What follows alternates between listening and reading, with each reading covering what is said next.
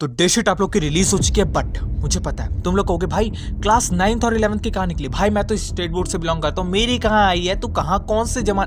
सुन लो मेरी बात को, तुम्हारी डेटशीट नहीं आई है, 10 से 15 दिन के अंदर सबकी डेटशीट आ जाएगी। जितने भी क्लास है, जितना भी सब्जेक्ट है, जितने भी स्टेट बोर्ड है, सबकी 10 से 15 दिन के अंदर तुम्हारी डेटशीट तुम्हारे पास होगी।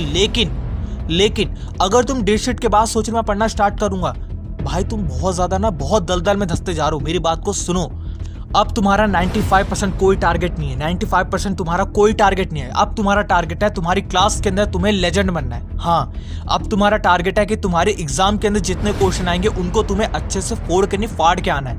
ये तुम्हारा टारगेट है। और आज के इस वीडियो में मैं तुम्हें जो टिप्स दूंगा, अगर तुम उन टिप्स को अच्छे से फॉलो करते हो, मैं लिटरली कह रहा हूँ तुम फट जाओगे और बहुत अच्छे मार्क्स को स्कोर कर जाओगे अपने एग्जाम के अंदर। मैं कई बार कहता हूँ कि हर कहानी जो शुरू होती है वो एक बंद कमरे से हो। तुम वो नहीं हो जो नेताओं की भीड़ में इकट्ठे करने वाले आदमी। मेहनत इतनी खामोशी से करो, तुम्हारी सफलता शोर मच जाए। आप लोग अगर 14 से 15 घंटे नहीं पढ़ रहे हो तो फिर कोटा आने का कोई फायदा। होता क्या है, बच्चा एक स्कूल में टॉप करता है, फिर कॉलेज में टॉप नहीं किया, फिर लाइफ में ओके रह गया। एक बच्चा मेरे जैसा है, इसने स्कूल में ठीक किया, फिर कॉलेज में ड्रॉप आउट कर दिया, then he is doing something else. Journey है ना ये ट्रांसफॉर्मेशन की, this is not a 2-day journey, this is not a 2-year journey. और मुझे लगता है 8 to 30 years of my whole life. Consistency ज्यादा इंपॉर्टेंट है apart from being topper in at one place. बहुत सारे बच्चे पढ़ना छोड़ देते हैं, हम ऐसी गलती करेंगे।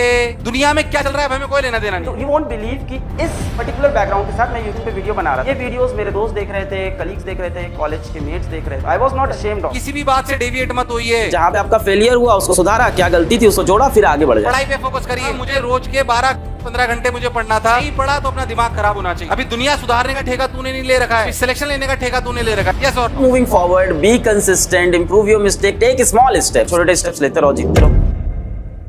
तो सबसे पहली जो टिप है वो है आपका टाइम टेबल। हाँ, एक्चुअल में तुम्हारा टाइम टेबल, बट मैं वो टाइम टेबल नहीं दे रहा जो कि तुम्हें हर कोई देता रहता है। भाई 8 से ना 12 ये पढ़ लेना, 2 से 4 ये मैं वो टाइम टेबल दे ही नहीं रहा यार।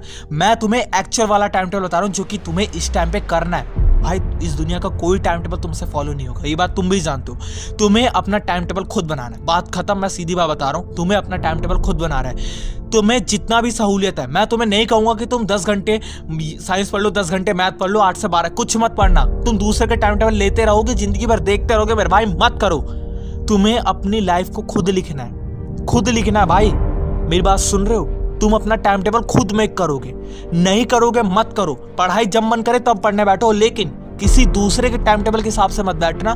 मन करे तो बैठो, नहीं गए मत बैठो, लेकिन अपना टाइम टेबल खुद बनाना, वरना मत बनाना, लेकिन किसी का लेना मत। ये सबसे पहली टिप है। अब सेकंड टिप, हाँ देखो अभी तक तो थोड़ी सी वैसी बातें हो रही थी, लेकिन अब देखो पढ़ना किस तरीके से उसको जान लो। हाँ, पढ़ाई भी बहुत जरूरी है। जब तुम चैप्टर को कंप्लीट कर लेते हो, चाहे वो कोई भी सब्जेक्ट का हो, साइंस मैथ एसएसटी किसी भी सब्जेक्ट से बिलोंग करता हो, उसके बाद तुम्हें एक काम करना है। मैं बता रहा हूँ, मुझे पता है काफी बच्चे कहेंगे भाई चैप्टर कैसे पढ़ना है वो तो बता दे। भाई मैंने बता रखा है, बहुत सारी वीडियोस के अंदर बता रखा है, बट मैं थोड़ा सा एक्सप्लेन कर दूंगा क्योंकि मैं तुम्हें किसी वीडियो पे नहीं भेजना चाहता, क्योंकि उसमें भी टाइम वेस्ट होता है। सुनो, जब भी तुम चैप्टर पढ़ रहे हो उसके अंदर 2 इंपॉर्टेंट बातें हैं, उसको सबसे पहले ध्यान में रख करके पढ़ोगे तो चैप्टर तुम्हारा आसानी से कंप्लीट हो जाएगा कम टाइम के अंदर। सबसे पहला पॉइंट, जो इंपॉर्टेंट वाला पार्ट है वो तुम्हें पहले से पता होना चाहिए। कहाँ से पता चलेगा थोड़ा आगे बताऊंगा, लेकिन वो तुम्हें पता होना चाहिए और उस पर तुम्हारा हाई फोकस होना चाहिए। और दूसरी बात, 1 शॉर्ट वीडियो। हाँ, 1 शॉर्ट वीडियो। अगर तुम्हें 1 शॉर्ट वीडियो पता है, डेफिनेटली कम टाइम के अंदर तुम अपने पूरे चैप्टर को समझ करके कंप्लीट कर जाओगे। कम टाइम के अंदर तुम्हारे सब्जेक्ट में चैप्टर का नाम लिखो, उसके आगे 1 शॉर्ट वीडियो लगा दो, तुम्हें मिल जाएगा ऑटोमेटिक। इतना समझ में आ गया? अब इस चैप्टर को पढ़ने के बाद तुम्हें एक्चुअल में करना क्या है। तुम्हारे अगर मान लो 10 चैप्टर है, पूरे सब्जेक्ट के अंदर 10 चैप्टर है, उन 10 चैप्टर को तुम्हें 20 पेज, 25 पेज या 30 पेज, इससे ज्यादा नहीं लगना चाहिए, इसमें कंप्लीट करना है। कैसे, मैं समझाता हूँ। मान लो तुम्हारा एक चैप्टर कंप्लीट हो गया, उसके बाद तुम्हें 2 पेज, इससे ज्यादा नहीं, उन 2 पेज के अंदर तुम्हें अपने पूरे चैप्टर को समराइज करके लिखना है। जो इंपॉर्टेंट है, जो तुम्हारा सब कुछ है, सब कुछ तुम्हें उस 2 पेज के अंदर कंप्लीट करके लिखना है।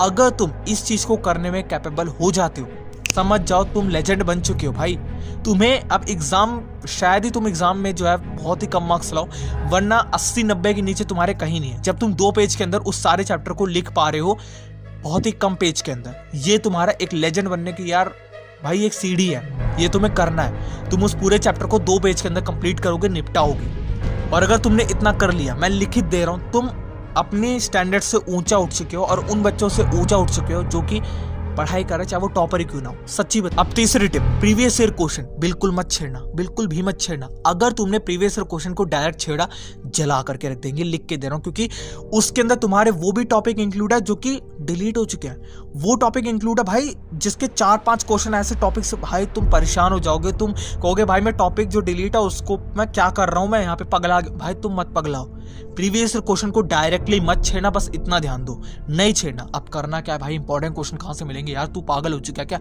मैं तुम्हें बता रहा हूं, मार्केट में जाओगे इस टाइम पे प्रीवियस क्वेश्चन जो तुम्हारा डिलीट हो चुका है ना टॉपिक, उसको हटाने के बाद जो तुम्हारा आने वाला है उससे रिलेटेड सारे प्रीवियस क्वेश्चन मिल रहे हैं, मार्केट में जाओगे मिलेंगे।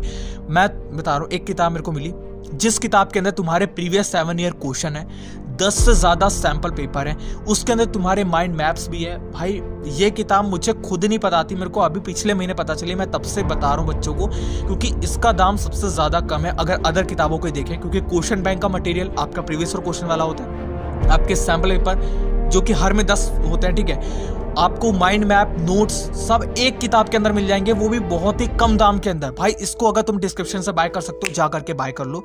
भाई मैं सच्ची बता रहा हूँ तुम्हें, बहुत ही बेस्ट किताब है, अदर किताबों से तुम्हें ज्यादा फायदा मिल जाता है, इसलिए कह रहा हूँ इसको बाय कर सकते हो, डिस्क्रिप्शन से बाय करो चाहे कहीं से बाय कर लो, क्योंकि इसके अंदर तुम्हें प्रीवियस ईयर क्वेश्चन जो आज के हैं, आज की डेट के, वो मिल जाएंगे, सैंपल पेपर सॉल्व करने के लिए मिल जाएंगे। भाई तुम्हारे लिए चांदी चांदी है, हर जगह से सोना सोना है, ठीक है। अब चौथी टिप पे जाने से पहले एक काफी इंपॉर्टेंट इन्फॉर्मेशन तुम्हें देनी है, जो कि है तुम्हारी इंपॉर्टेंट क्वेश्चन से रिलेटेड। मुझे पता है मैंने नहीं डाला था, लेकिन 1 जनवरी को फिजिक्स, 2 जनवरी को SST और उसके आगे चलते चलते तुम्हारा कॉमर्स के सारे सब्जेक्ट के जो भी इंपॉर्टेंट क्वेश्चन है वो डल जाएंगे।